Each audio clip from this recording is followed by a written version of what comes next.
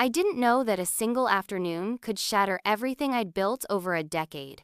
My name is Alexandra, and until 6 months ago, I was the Chief Innovation Officer at Meridian Technologies, the company my grandfather founded, my father expanded, and I was meant to inherit. The meeting was scheduled for 2 p.m. on a Tuesday. Nothing unusual about that. Board meetings were a monthly occurrence, and I'd prepared extensively for this one. Our new cybersecurity platform was ready to launch, and the projections looked promising. 3 years of development finally coming to fruition. I walked into the boardroom confident, portfolio tucked under my arm, mind already rehearsing the presentation I'd practiced until 3 a.m. Uncle Victor was already there, seated in my father's old chair at the head of the table. After Dad died 2 years ago, Victor stepped in as interim CEO, a temporary arrangement until I was ready to take over. At least that's what we'd agreed upon. He looked up when I entered, his expression unreadable behind those wire-rimmed glasses he always wore. "Alexandra," he said, not rising. "We were just discussing you." I glanced around the room. The entire board was present, 12 people who had known me since childhood, who had watched me graduate with honors, who had nodded approvingly when I brought in our biggest client 3 years ago. None would meet my eyes. "Is something wrong?" I asked, sliding into my seat. "I have the Aegis presentation ready." "We won't be needing that today," Victor interrupted, sliding a folder across the polished mahogany. "We need to discuss this instead." I opened the folder. Inside was a financial report I'd never seen before. Detailed analyses of significant fund misallocations, resource diversions, and what appeared to be evidence of me deliberately sabotaging our biggest contract by altering security protocols. "What is this?" My voice came out smaller than intended. "Don't play innocent." Victor's voice hardened. "The evidence is right there. You've been undermining Meridian for months. What I can't figure out is why. Was it too much pressure? Did you crack under the responsibility?" I flipped through the pages, bewildered. "These aren't my reports. I never authorized these changes." "Your digital signature is on every document," said Margaret, our CFO, finally looking at me with something between pity and disgust. "That's impossible," I insisted, feeling heat rise to my face. "I would never." "The board has seen enough," Victor cut in. "The evidence is conclusive. You've compromised client security, jeopardized millions in contracts, and betrayed the trust this company placed in you." I looked around the table desperately. This is absurd. I've given everything to Meridian. Why would I sabotage my own future? "Perhaps because you're simply not capable of leading it," Victor said, his voice dropping to a glacial whisper. "You're worthless, Alexandra. Just like your father feared." The room went silent. I felt the blood drain from my face. "My father never said that. He confided in me frequently. He worried about your limitations. We all tried to be supportive, but clearly his concerns were justified." I couldn't breathe. The room was spinning slightly, the faces around the table blurring together. "You're lying." "Your security clearance has been revoked effective immediately?" Victor continued as if I hadn't spoken. "Your personal items will be delivered to your apartment. The board has unanimously voted to remove you from your position and all company involvement." I looked at each board member in turn. Some I'd known since childhood. "All of you agreed to this, without even hearing my side?" Silence. Then, small, reluctant nods. "This company is my birthright," I said, my voice shaking. "My grandfather founded it. My father built it. I've worked here since I was 22. "And now you've lost it," Victor said simply. "Be grateful we're not pressing charges. The severance package is generous, provided you sign the non-disclosure agreement." I stood up slowly, my chair scraping against the floor with a sound that seemed to echo. "I won't sign anything." Victor shrugged. "Security will escort you out." As if on cue, 2 security guards appeared at the door. Men who had greeted me by name every morning for years. Now they looked through me as if I were a stranger. "You won't get away with this," I said, gathering what dignity I could. Victor almost smiled. "I already have." I walked out of Meridian Technologies that afternoon with nothing but my purse and the crushing weight of betrayal on my shoulders. By the time I reached my car, my key card no longer worked. My phone was flooded with notifications, access revoked to company emails, accounts, systems. They'd moved with astonishing efficiency, as if they'd planned this takedown for months, which, as I would soon discover, they had. The first week was a blur of shock and disbelief. I barely left my apartment, ignoring calls from concerned friends, staring at the ceiling as I replayed the board meeting over and over. None of it made sense. The documents they'd shown me were elaborate fabrications. They had to be. But who would go to such lengths, and why? On the 8th day, something changed. I woke up angry instead of devastated. The fog of confusion lifted, replaced by a cold, clarifying fury. If I was being framed, there would be evidence, and I would find it. I started with what little I had left. My personal laptop, old files I'd backed up out of habit, emails I'd forwarded to my private account over the years. I created a timeline, marking every strange occurrence over the past 6 months that had seemed trivial at the time, but now took on new significance. 3 months ago, I was mysteriously removed from the Aegis project email chain for 2 days. It called it a server glitch. 6 weeks ago, found myself locked out of the development server while making critical updates. Again, technical issues. 4 weeks ago, my presentation on the Aegis protocol was rescheduled last minute. Then portions were presented by Victor's new protege, Michael, in my absence. 2 weeks ago, discovered discrepancies in the security protocol documentation but was told they were approved alterations I must have forgotten about. The pattern was becoming clear. Someone had been systematically undermining my work while simultaneously building a case against me, but I still couldn't access the evidence I needed to prove it. Then came the unexpected lifeline. An email from Diane, my father's former assistant who had retired shortly after his death. "Alexandra, I've been trying to reach you. I have something your father left for you. It's important. Meet me tomorrow, 10 a.m. at Westlake Park. Come alone." I almost ignored it, suspecting another trap. But something about the timing felt right. Diane had been like family, the last person who would betray me. The next morning, I found her seated on a bench by the fountain, looking exactly as she had at my father's funeral, impeccably dressed, silver hair neatly pinned back, eyes sharp despite her 70 years. "You look terrible," she said by way of greeting. "Being publicly humiliated and stripped of my livelihood will do that," I replied, sitting beside her. She nodded, unperturbed. "Your father predicted something like this might happen." "What?" Diane reached into her purse and withdrew a small USB drive. "2 weeks before he died, your father asked me to give you this if anything unusual happened at Meridian. I waited because I wasn't sure, until I heard what happened at that board meeting." I took the drive, turning it over in my hands. "Did he say what's on it?" "Number. But he said you'd know what to do with it." She stood, adjusting her coat. "Alexandra, your father never thought you were worthless. Quite the opposite. He was preparing you for something, though he never told me exactly what." "Did he suspect Victor?"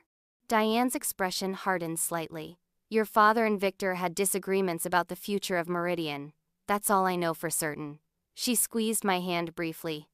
"Be careful. Whatever you're planning to do next, remember that Victor has resources you don't." "So did my father," I said, clutching the drive. "Thank you, Diane." I waited until I was home, doors locked, before plugging in the USB drive. It contained a single encrypted folder labeled Insurance. The password prompt stared back at me, mockingly blank. I tried everything: my birthday, my father's birthday, the date Meridian was founded, combinations of all three. Nothing worked. Frustrated, I leaned back in my chair, eyes drifting to the framed photo on my desk, me and my father sailing on his beloved boat, the Pathfinder. It had been our special place, where he taught me everything from knot tying to celestial navigation. "When you're lost," he used to say, "find the North Star, and you'll always know your way home." On a hunch, I typed North Star into the password field. The folder unlocked. Inside were hundreds of files: emails, financial records, meeting transcripts, and a video file labeled Watch First. With shaking hands, I clicked play. My father's face filled the screen. He looked tired, thinner than I remembered, but his eyes were alert. This must have been recorded shortly before he died. "Alexandra," he began. If you're watching this, then my suspicions were correct, and Victor has made his move against you. I'm sorry I couldn't warn you properly, but Victor has been monitoring everything. My communications, my meetings, even my medical records. This may be my only chance to tell you the truth. He explained how Victor had been planning a takeover for years, positioning loyalists throughout the company, gradually gaining control of key departments. He'd become obsessed with Meridian's new security platform, not just for its potential profits, but for something my father referred to cryptically as its other applications. I've gathered evidence of everything, my father continued. Financial manipulations, backdoor deals, communications with foreign investors I specifically barred from involvement with Meridian. It's all here. But the most troubling discovery is what Victor plans to do with the Aegis platform once it launches. My father leaned closer to the camera, his voice dropping. Aegis isn't just about protecting corporate data. The protocol we developed can be modified to create backdoors into any system it's installed on. Victor plans to sell this capability to the highest bidders, including government agencies with questionable human rights records. This isn't what Meridian stands for. It's not what I built, and it's not the legacy I want to leave you. He rubbed his eyes, suddenly looking every year of his age. I've embedded safeguards in the core architecture, fail-safes that only you can activate. Victor doesn't know about them. He thinks he's eliminated all obstacles by removing me and will soon remove you, but he's underestimated you, just as he always has. My father smiled then. A flash of the warmth I remembered. Alexandra, you are the most brilliant mind I've ever known, far sharper than mine at your age. I've watched you solve problems that baffled our entire engineering team. Victor sees you as a threat precisely because you're the only one who could expose what he's doing. Use these files carefully, build your case methodically, and remember the conversation we had on your 25th birthday about contingency plans. That's your way back in. I love you, Alexandra. Meridian is yours by right and by capability. Take it back. The video ended. I sat in stunned silence, the implications washing over me in waves. Then I began sorting through the files, reading every document, cross-referencing every claim. By dawn, I had a clear picture of what had happened, and what I needed to do next. It took 3 months of meticulous planning, 3 months of living in a small, rented room in a part of town where no one knew my name. 3 months of calling in favors from former colleagues who had left Meridian, building a network of allies who had their own reasons to distrust Victor. I found Rachel, my former lead developer, working at a startup across town. She'd been pushed out 6 months before me, another coincidence that now made perfect sense. I always knew something was off about how they treated you, she said when I showed her some of the evidence. They demoted me after I questioned changes to the Aegis protocol that didn't make sense. Those changes were never authorized by me, I told her. They were setting us both up. Rachel introduced me to Tomas, the security specialist who had abruptly resigned last year. He too had raised concerns about unusual modifications to the platform. Together, we began reconstructing what Victor had done to the Aegis protocol, and how to prove it had never been my work. My father's files provided the framework, but we needed current information from inside Meridian. That came from an unexpected source, Michael, Victor's protege, who approached me at a coffee shop where I'd been working. Don't be alarmed, he said, sliding into the seat across from me. I know what Victor did to you. I tensed, ready to leave. How did you find me? I've been looking for weeks. I need your help. His voice dropped to a whisper. Victor promised me advancement, recognition for my work. Instead, he's taking credit for everything I develop while making me implement changes that compromise the entire system. Why should I trust you? I asked. He slid a flash drive across the table. Because I've been gathering my own evidence, and because I know what they're planning next. The Aegis launch is in 3 weeks. Once it goes live with these modifications, there's no going back. Michael became our inside man, carefully documenting every alteration Victor ordered, every meeting where my name was mentioned, every comment about the unfortunate necessity of my removal. He recorded Victor boasting to investors about the additional capabilities of Aegis that would never appear in the official documentation. Meanwhile, I reached out to my grandfather's old friend, Judge Eleanor Harmon, A woman who had known me since childhood and who sat on multiple corporate ethics boards. I shared enough evidence to convince her something seriously wrong was happening at Meridian without revealing our full strategy. "This is troubling, Alexandra," she said, reviewing the documents. "If even half of this is true, it represents a major breach of corporate governance and possibly federal law." "Will you help me?" I asked. She considered me carefully. "Bring me irrefutable proof and I'll make sure it reaches the right people." The final piece fell into place when I remembered my father's cryptic reference to my 25th birthday. We had sailed that day, anchoring in a secluded cove where he had shown me something unexpected, a small safe embedded in the boat's cabin. "Every captain needs a secure place for important documents," he'd said, demonstrating how the biometric lock responded only to our fingerprints. "Sometimes the safest place for secrets is hiding in plain sight." The boat had been in storage since his death. I hadn't been able to bear the thought of sailing without him. Now, I drove to the marina with renewed purpose. The Pathfinder looked smaller than I remembered, slightly weathered from lack of use. Inside the cabin, everything was exactly as we'd left it. The safe, concealed behind a panel of polished teak, opened at the press of my thumb. Inside was a single manila envelope containing legal documents, notarized, witness statements detailing Victor's earlier attempts to wrest control of Meridian, evidence of his tampering with my father's medication during his illness, and most crucially, an amendment to my father's will that had never been presented to the board. It stated explicitly that in the event of any dispute over company leadership, a specific protocol must be followed, one that required an independent audit of all executive decisions. "Oh, Dad," I whispered, "you knew all along." 2 days before the Aegis launch, we made our move. Judge Harmon convened an emergency meeting of major shareholders, bypassing the board entirely. I presented our evidence methodically, dispassionately, as Michael, Rachel, and Tomas provided technical verification of every claim.